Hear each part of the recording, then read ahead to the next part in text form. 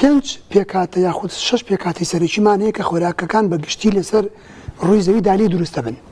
واتە هەر شتێک ئێمە ئەیخۆین، هەر خۆراکێک، هەر سەوزەی، میوەیەک، گۆشتێک، شیرێک، گێلکەیەک لە 5 بۆ 6 سنف دەرناچێت.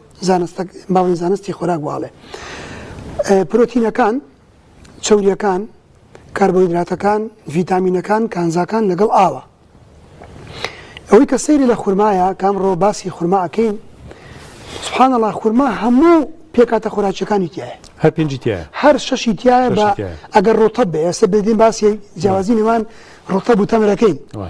ئەگەر ڕۆتەب بێ خورماکەت کە خورماشلەکەی و خورمایەکە هێشتان پێگەیوە بەڵام وشک نەکراوەتەوە، هەر 6 پێکاتە خۆراکی سەرەکیەکی تایە کە مرۆڤ بۆ ژیانی ڕۆژانی خۆی پێویستی پێ بێ. ئەم تایبەتمەندیە تەنها لە خورمایە هەیە؟ لە هەموو شتێکەشە هەیە. سە بۆ منە لە شیرە هەیە. پێغەمبەری خوا فەرمووی صلی الله علیه و سلم ئەگەر شتێکیان پێدا بێت ئەڵێ گە شتێکیان پێدای یعنی نیمە کەڕەتی یعنی هیچ شتێ وەکو شیر نییە، کەڕەتکردنەوەی نییە. تەنها لە شیریشا فەرموویەتی اللهم زدنا منه. لە شتێکی هاتوویەتی اللهم بارك فيه. مثلا بۆ دوعایەکی خێری بۆ ئەو کەسە کردو یان بۆ ئەو بەرهەمە بەرەکەتی تێ بکە. بەڵام لە شیر هاتووی اللهم زدنا منه ئیترمان بنێ. شیریش ئەو پێکاتەی تایە، پێکاتە سەرەکیەکان.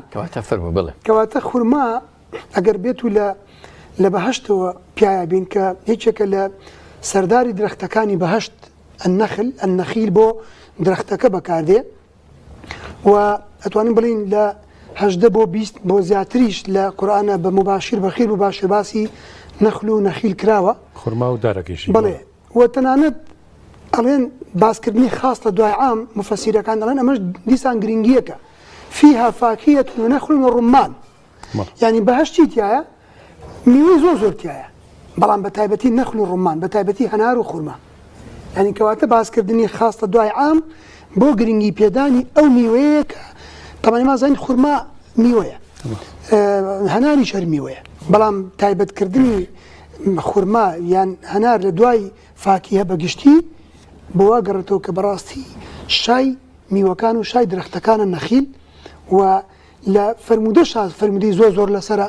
پێغەمبەری خوا صلی الله علیه و سلم لە ژیانی ڕۆژانەی خۆیان تعاملێکی زۆری هەبووە، چ لەگەڵ درەختەکەیە وەکو دار خورما، چ لەگەڵ ڕوتەبە، چ لەگەڵ تەمرە کە ئێستا دێن ئینشاءالله باسییان نەکەین.